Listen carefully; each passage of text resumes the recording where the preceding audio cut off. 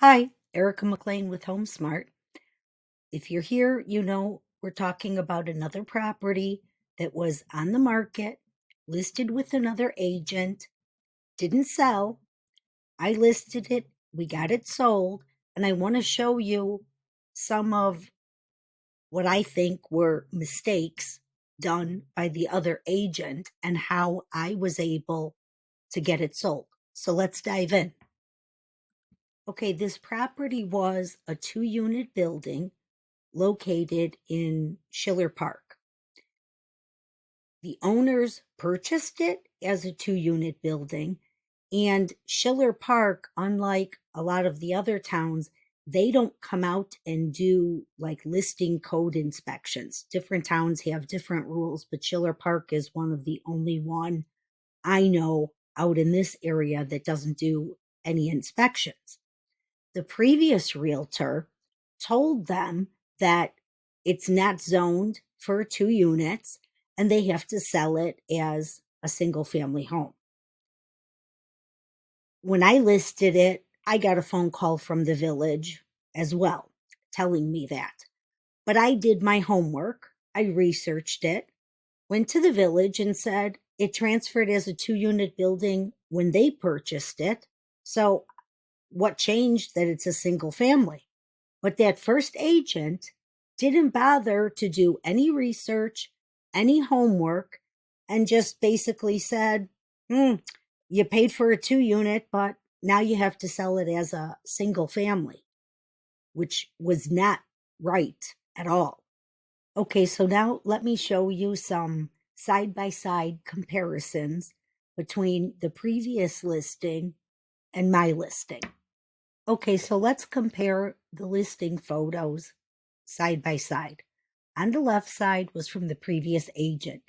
You can see it's a narrow photo, probably taken from their phone, no interior photos at all, just this one picture. This property sits on an extra wide lot with a very long driveway. You can't even tell that this property has a driveway in their photo. On the right were my listing photos. The first shot I did was of the house because in the MLS, you always have to have the first picture be the house. You can see the driveway a little bit in this photo, but the second photo, we do have photos showing how long the driveway is. I had a total of 33 photos for this property, all professionally done. Now, if you were scrolling online, you only see the first photo when you're going. Which one looks more appealing? Photos make such a big difference. I cannot emphasize it enough. Okay, these are the remarks from the previous agent. Nice 2-flat on a quiet street with 3 bedrooms in each apartment. First floor is duplex down with extra 2 bedrooms, 1 bath and living room. Newer siding, newer roof, both replaced 2 years ago. Bathroom in every level, nice deck and patio for entertaining. Don't miss this opportunity. Not much of a description, in my opinion. Okay, here are the remarks when I put it in the MLS. Longtime family owned and occupied 2-flat on an oversized lot with side drive and no alley. That's a big feature. Wasn't mentioned in the other listing description. First floor features living room with spiral staircase leading to the finished basement, a full bath, eat-in kitchen, 2 bedrooms, and a family room off the kitchen that leads to the deck. Second floor unit features living room, eat-in kitchen, a full bath, 3 bedrooms, and a large walk-in closet. The basement is finished with a rec room, office, laundry room, summer kitchen, and 2 bathrooms. All newer windows, tear-off roof and siding done 5 years ago. 1 boiler with 2 pumps, so each unit controls their own heat. 2 electric meters, 1 gas meter, nice size yard with 2-car garage, driveway is wide enough to fit 2 cars side by side, so there's plenty of room for parking. I don't know. I don't want to pat myself on the back, but I think my remarks for this listing were way better than what the previous agent had, but you decide for yourself.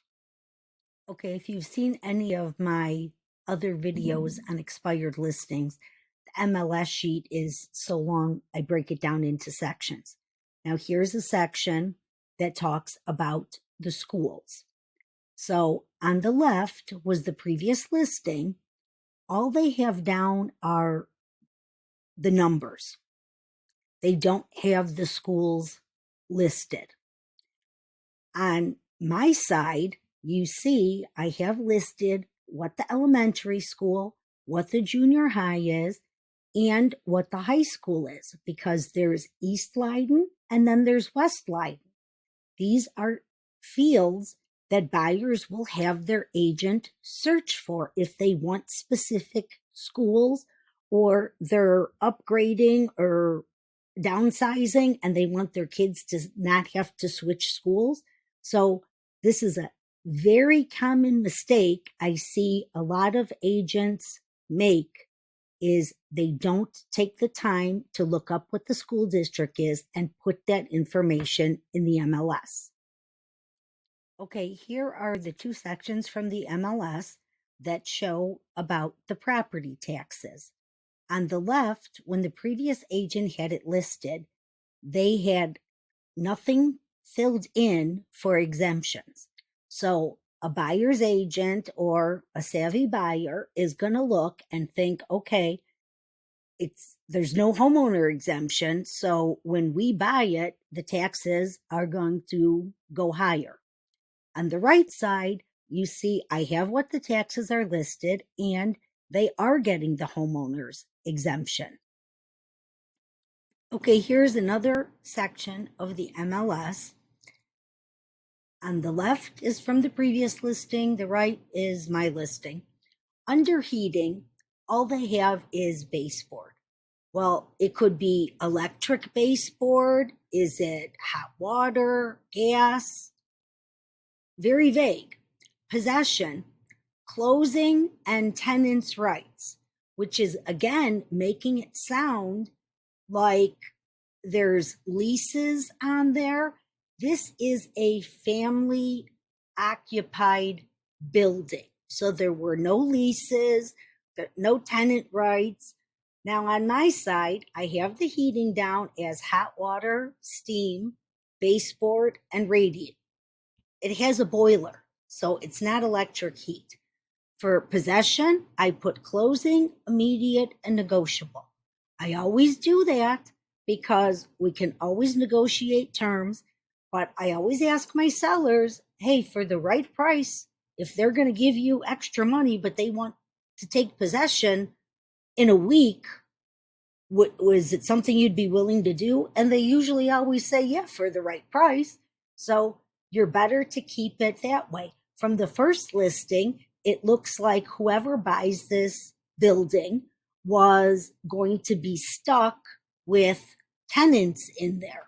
Okay, here's another side-by-side comparison of a section of the MLS. On the left, the previous agent had nothing listed for the style. They had aluminum and vinyl siding. The whole property is vinyl siding. There is no aluminum siding. For the lot size, they put less than a quarter acre. They put nothing for the lot source, nothing for the roof, and nothing for exterior property features. On the right side, on my listing, I put in bungalow because that was the style of it, vinyl siding because it's all vinyl, there's no aluminum. The lot size, oversized Chicago lot. This is a multiple choice area for us, but this was an oversized Chicago lot, and my lot source was from county records. For the roof, I put asphalt glass shingles, which is typical, but sometimes it could be a flat rubber roof. It could be the terracotta shingles, which are quite expensive to replace. And I also included the exterior property features. It has a deck, it has a front porch. These are fields that are searchable that make a difference. So if somebody was telling their agent, "Oh, I prefer a larger lot," the listing on the right would have never popped up. Okay, here's another comparison in the MLS. On the top, you see that they have listed that Unit 1 has 9 rooms, 5 bedrooms, and 2 baths. And Unit 2 has 6 rooms, 3 bedrooms, and 1 bath. Wasn't accurate. In my listing below, you see Unit 1 has 5 rooms, 2 bedrooms, and 1 bath. The second unit has 6 rooms, 3 bedrooms, and 1 bath. They were adding basement rooms to the count for Unit 1. They weren't on the first floor level, so they should not have been listed there. Okay, now this is one of the top of importance when it comes to getting a property sold. How the buyer's agent is able to schedule showings. The first listing you can see on the top, they had to text the listing agent 24-hour notice with no exceptions. The bottom is my listing. I simply have on there to use the showing assist. When agents are scheduling showings for their buyers, most likely they're looking at more than one property. Using showing assist, they can put get everything scheduled while they are online, when they have this list of what their buyers want to see.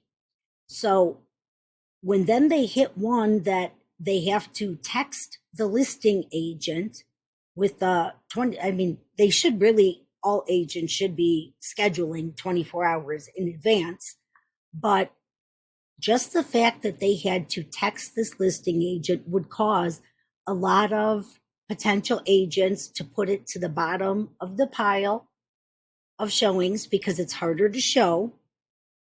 And with this 24-hour notice and no exceptions, this agent already was hurting themselves by making agents text them directly. And with this no exceptions, well, what if it was a last minute showing, but this agent already had another showing at the same time? So they could have lost out on showings like that. And the owners told me they had no showings at all while it was listed with this other agent. Okay, I hope you can see for yourself how these little differences that sellers usually have no idea about could make such a big difference whether a property sells or not. Now, in this case, price was also an issue. So let's take a look at what I got it sold for.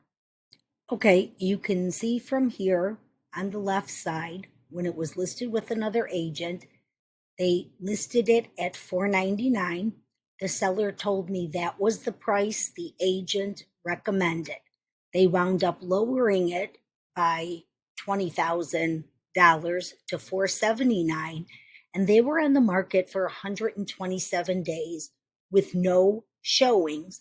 Then they were told that it could not be sold as a 2-flat, that it had to be sold as a single family. Eventually, when they reached out to me, I told them what I thought the list price should be. We listed it for $379, and with a lot of coming soon and pre-marketing and advertisement on it, we sold it for asking price $379, and it was on the market for only 7 days. Okay, so let's just recap. because I always say price always isn't the number one issue.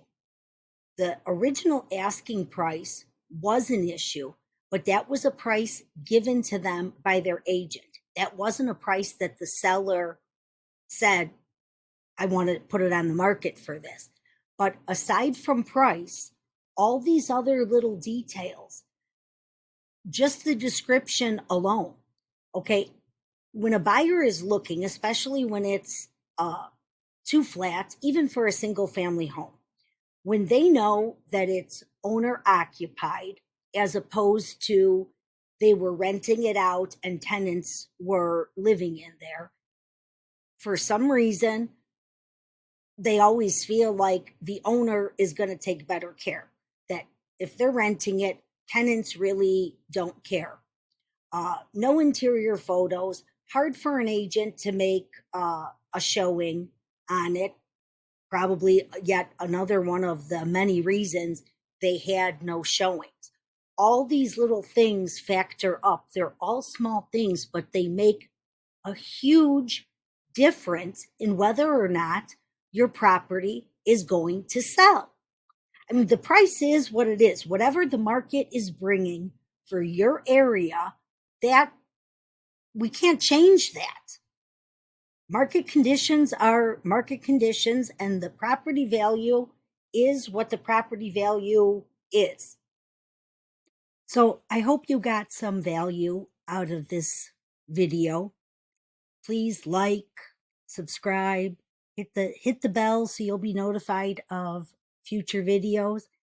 And like always, if you have any questions, I'm always here and happy to answer them. You can drop them in the comments, reach out direct. But thank you for watching, and I hope to see you back for another video.